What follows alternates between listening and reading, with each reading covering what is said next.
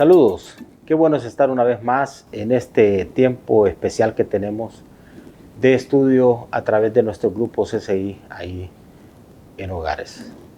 Hoy el estudio 34 del Evangelio según San Mateo, donde vamos a encontrar cómo Jesús enseña a sus discípulos sobre la corrección y el perdón a otro creyente. Vamos a estar viendo en este Evangelio según San Mateo, capítulo 18, verso 15 hasta el 35. Ahí vamos a ver el contenido de todo esto. Como siempre, saludo a nuestros grupos CCI en Hogar allá en Chimaltenango, Guatemala, que siempre están conectados con nosotros. Y espero que este tiempo sea un tiempo de bendición a usted que está en casa, que está en familia. Pues tome su Biblia y comparta con nosotros este estudio 34 del Evangelio según San Mateo, basado en el capítulo 18, versos 15 hasta el 35. Vamos entonces al estudio del texto. En primer lugar, vamos a encontrar cómo Jesús enseña cómo se debe corregir a otro creyente o hermano en la fe. Esto lo encontramos del versículo 15 hasta el versículo 17. Aquí se pone de manifiesto, queridos hermanos y hermanas, que las relaciones interpersonales conllevan el tema de las ofensas los unos a los otros. Aquí también se nos indica que la ofensa es parte de las relaciones. No podemos obviar eso. Donde hay relaciones, sobre todo relaciones cercanas, las posibilidades de que podamos ofendernos los unos a los otros es una realidad. Pero se nos indica acá cómo entonces se debe corregir el tema de la ofensa. Y se nos indica que en primera instancia a lo primero que se debe de recurrir, es a hablar de la situación a solas con la persona que nos haya ofendido. Ese es el primer paso, dar un paso para hablar a solas con esa persona y poder compartir entonces o hacerle ver la falta que cometió. Si alguien le ha ofendido a usted, es importante, como la misma Escritura dice, tomar conciencia de eso y rápido ir a resolver la situación. ¿Cuál puede ser el primer paso? Pues en este texto se indica, pues tome tiempo usted para hablar a solas con esa persona. Si no hay resultado de eso, se muestra acá otra instancia a la cual se puede recurrir, y es esta. Cuando la persona no reconoce su ofensa, Jesús acá nos indica que debemos hablarle frente a uno o más testigos que confirmen lo que se diga en esa plática que sostengamos. Es decir, uno puede perfectamente invitar a uno o más testigos que hagan constar primero la actitud que nosotros tenemos para resolver el asunto y de repente la indiferencia o la actitud correcta también de la otra persona para de igual forma resolver. Entonces eso como que le da un poquito más de peso.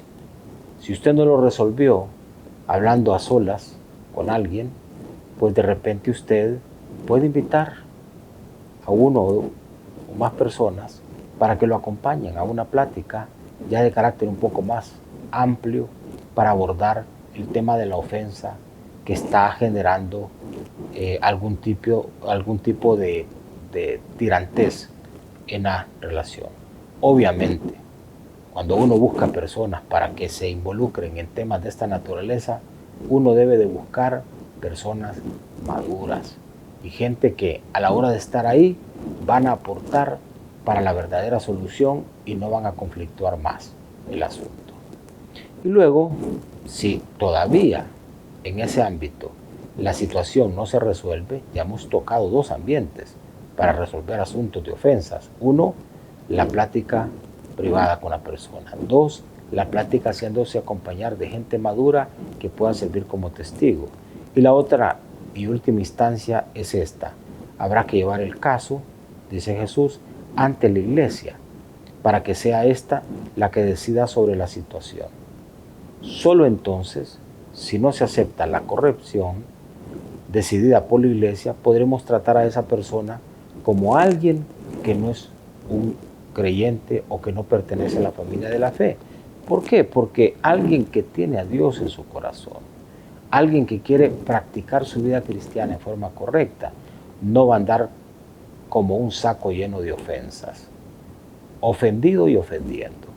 Alguien que tiene a Dios en su corazón tendrá la sensibilidad, incluso en la primera instancia, cuando alguien se acerca y platica con él, ahí de resolver la situación. No llegar hasta esta última instancia. Pero si ya se llega a necesitar que la iglesia pueda mediar en una situación y la persona aún con todo no tener conciencia ni ser sensible a eso, entonces se tendrá casi como que pensar que es alguien que no es creyente, porque un verdadero creyente, insisto, actúa bajo el ámbito del perdón en las relaciones y querrá no vivir con relaciones estropeadas por las ofensas, ya sea que recibió o las que pudo haber entregado. Así es que esto en primer lugar en el estudio de esta porción. Luego encontramos cómo Jesús enseña sobre la autoridad y las atribuciones de los creyentes en su oración al Padre Celestial. Esto lo encontramos del verso 18 hasta el verso 20. Aquí en este texto, primeramente Jesús dice, les digo la verdad. Esto es bien importante porque a veces nosotros podemos acumular mentira que no viene de Dios y pensar que es verdad de Dios para nosotros.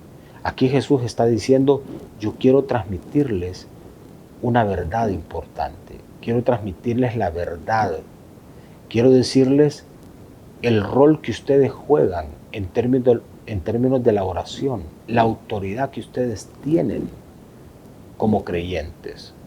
De eso nos va a hablar Jesús en este momento.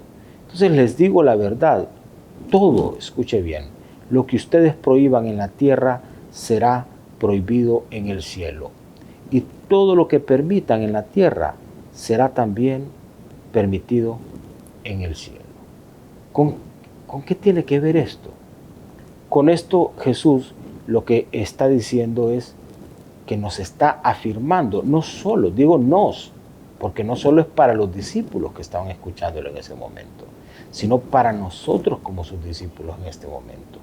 Jesús estaba aquí afirmando la autoridad que como creyentes se nos ha conferido. O sea, tenemos una autoridad en Dios, al grado tal que la Escritura enfatiza también, lo que ustedes aten aquí en la tierra será atado en los cielos. Lo que ustedes desaten aquí será desatado allá en los cielos. Y note usted que la primera acción está aquí con nosotros. Está aquí con nosotros. Incluso, como lo mirábamos antes, en términos de desatar bendición para la vida de uno o para la vida de otro, en función del perdón que uno puede entregar. Uno puede atar a una persona a su vida por la falta del perdón. Entonces uno tiene la autoridad en Dios para poder dar el paso. Hay cosas, y se los he dicho a lo largo de los diferentes estudios, hay cosas, hermanos, que uno no puede pedírselas a Dios, porque Dios se las pide a uno. Dios se las ha entregado a uno. Hay cosas que a menos que nosotros nos movamos, Dios no se va a mover. Y mire usted lo que dice la Biblia, el Señor toca la puerta, llama y nosotros tenemos que abrir. Al que pida se le va a dar. El que busca va a encontrar. El que perdona va a ser perdonado. El que siembra va a cosechar. Entonces usted ve que hay una acción y una reacción, un efecto producto de eso. Entonces Dios nos ha entregado una autoridad para que nosotros administremos esa autoridad atando, desatando, prohibiendo o avalando aquí, y el efecto de eso va a sentirse en los cielos y va a devolverse con repercusión aquí en la tierra. Usted como padre de familia en su casa tiene autoridad para atar la bendición, para obstaculizar que el mal se mueva con toda libertad en el contexto de su casa, como madre de familia, como padre de familia, autoridad espiritual sobre los hijos, autoridad espiritual sobre su vida. Entonces, de eso está hablando Jesús acá. Está diciendo la autoridad que se nos ha conferido. Importante. Pero también, seguidamente, Jesús nos propone lo siguiente, el tema del acuerdo. Que si esa autoridad nosotros, a esa autoridad que tenemos, le sumamos el estar de acuerdo, 2 o 3 personas, mire que ahora usted está ahí en su casa y está con su familia y puede hacer que estén viviendo algo a nivel familiar. Uno, usted tiene autoridad en Dios. Pero si generan un acuerdo, se ponen de acuerdo como familia y dicen, bueno, oremos juntos. No oremos cada quien por su lado, no, oremos juntos en esta noche. Y entonces pidámosle a Dios por esto. Dice la Biblia que el acuerdo o la oración hecha en el acuerdo tiene todavía repercusiones mayores. Y lo que se pide bajo el ámbito del acuerdo trae consigo respuesta de Dios. Por eso es importante que el matrimonio ore en acuerdo. Que el matrimonio se ponga de acuerdo para orar. Se pongan de acuerdo para pedir algunas cosas. Sabiendo que tienen la autoridad en Dios. Una autoridad que el Señor nos ha entregado y que todos nosotros como creyentes tenemos con nosotros. Entonces el acuerdo es poderoso en una iglesia, en una casa, en una familia, en un matrimonio, 2 creyentes en acuerdo orando. Eso tiene un poder enorme. Lo está diciendo Jesús acá. Y en tercer lugar, pasamos a esto otro. Siempre en este mismo contexto, del verso 21 al 35, Jesús enseña acerca del perdón. Acerca del perdón. Y es Pedro, queridos hermanos, quien aborda el tema. Y viene a Jesús con una pregunta. Señor, si mi hermano peca contra mí, la pregunta es esta. ¿Cuántas veces debo yo perdonarlo? E incluso se atreve a proponerle, ¿será que debo perdonarlo 7 veces? ¿Hasta 7 veces? Y Jesús en una inmediata respuesta lo corrige diciéndole, no te digo que hasta 7 veces, sino hasta 70 veces 7. Algunos se atreven incluso a multiplicar. ¿Cuánto es 70 veces 7? Y entonces hacen números y dicen que son las veces en que uno debe perdonar a su hermano. Pero en este contexto, entiéndase esto como 70 veces 7, infinitas veces. Es decir, que el perdón, hermanos, es un tema de siempre. ¿Cuántas veces nos perdona Dios? Infinitamente. Todos los días tenemos el perdón de Dios. Entonces Jesús está diciendo, la dinámica del perdón es esta. Tú debes perdonar siempre. La única forma, escuche bien, de poder resolver relaciones afectadas, ofensas que uno da, ofensas que uno recibe, es el perdón. No hay otra forma, solo el perdón. Y Jesús manifiesta aquí una enseñanza que tiene 3 momentos también. Número 1, cómo en algún momento nosotros tuvimos necesidad del perdón de Dios y el perdón de Dios vino a nosotros. En segundo lugar, también cómo ese perdón que recibimos puede ayudarnos para que en nuestras relaciones interpersonales, como ya lo vimos al principio, podamos nosotros extender perdón. El perdón que hemos recibido nos faculta para entonces también perdonar. Y de la misma manera que se nos entregó el perdón sin merecerlo, nosotros debemos de hacerlo también con los demás. Y al final, Jesús indica que la falta de perdón a nuestros hermanos en la fe puede obstaculizar incluso el que nosotros fluyamos en el perdón de Dios. Si yo perdono, Dios me perdona. Si no perdono, no tengo perdón, porque traigo conmigo un obstáculo para que Dios pueda perdonarme. Entonces, así de importante es el perdón en las relaciones. ¿Cuál es la medida del perdón? Como Dios nos ha perdonado. ¿Cómo Dios nos perdona? Infinitas veces. ¿Cómo debes perdonar tú? Como Dios te ha perdonado. ¿Cuántas veces debes de perdonar tú? Infinitas veces. Y así las relaciones se pueden conservar, hermanos, a perpetuidad. Mientras tengamos vida, conservaremos relaciones de amistad, de compañerismo, relaciones en la iglesia, relaciones en el hogar, relaciones en cualquier contexto. El perdón es vital. Y quiero volverlo a decir, la única manera de resolver ofensas es a través del perdón. Si ofendiste, tienes que pedir perdón. Si te ofendieron, tienes que perdonar. Esa es la única manera. Y cuando tú sueltas perdón, tú sueltas a la otra persona, pero primordialmente te sueltas a ti mismo. Y cuando tú oras en el ámbito del perdón y del acuerdo, entonces hay un poder que se desata para que aquello que estás pidiendo lo puedas tener en Dios. Eso hace la gran diferencia. Texto para reflexión, allí en nuestro hogar en este momento es este, Mateo capítulo 18, verso 19 al 20. Una vez más, dice Jesús, les digo, que si en este mundo dos de ustedes se ponen de acuerdo en lo que piden, mi Padre que está en los cielos se lo concederá. Porque donde dos o tres se reúnan en mi nombre, ahí estoy yo en medio de ellos.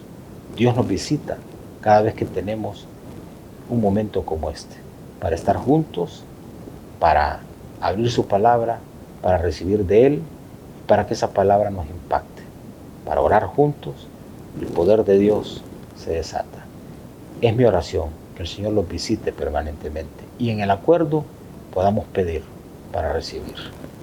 Vamos a orar, a honrar al Señor con nuestros bienes y a despedirnos siempre adorándole. Padre, te damos gracias. Pedimos, Señor, que mantengamos viva siempre en nosotros la dinámica y el deseo de poder buscar resolver cualquier conflicto en el ámbito relacional. Señor, que comprendamos que hay un poder que tú nos has entregado.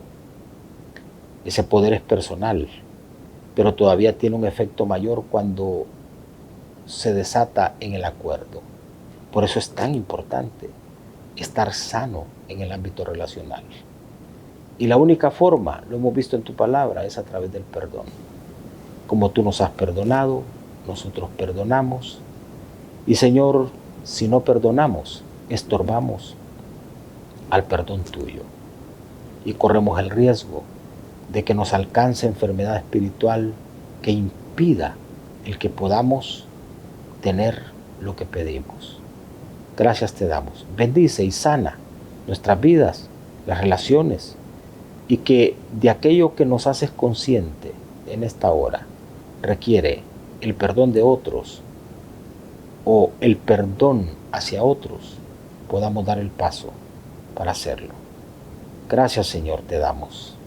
Y Padre, también en esta hora queremos honrarte con nuestros bienes, con gratitud, porque tú eres bueno. Nos has bendecido y nos bendices. Te honramos y te adoramos también, mientras te honramos con nuestros bienes. En el nombre de Jesús. Amén. Los bendigo. Nos encontramos la próxima semana.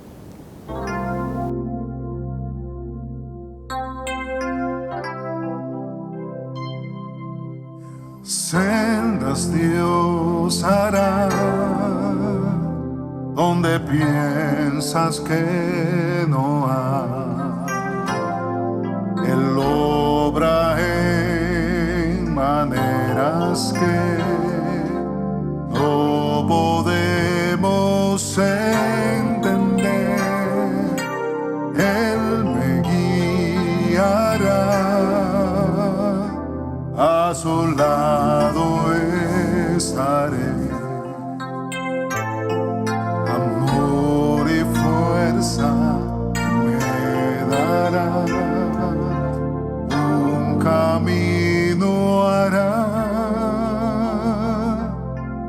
donde no lo hay.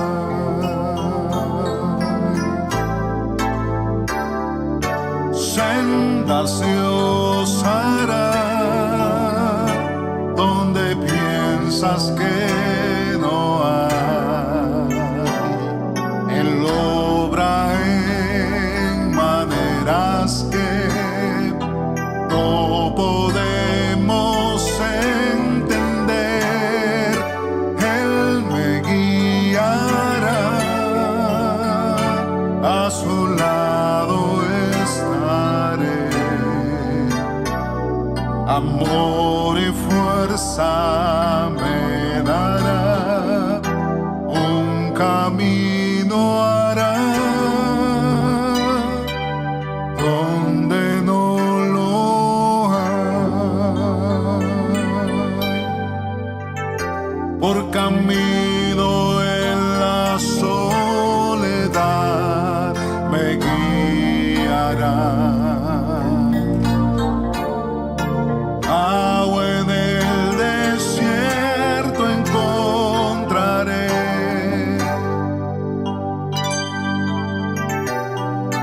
La tierra pasará, su palabra eterna es. Él hará algo nuevo hoy. Sendas Dios hará donde piensas que no hay. Él obra en maneras que no podemos entender. Él me guiará, a su lado estaré. Amor y fuerza me dará, un camino hará donde no lo hay. Amor y fuerza me dará, un camino hará donde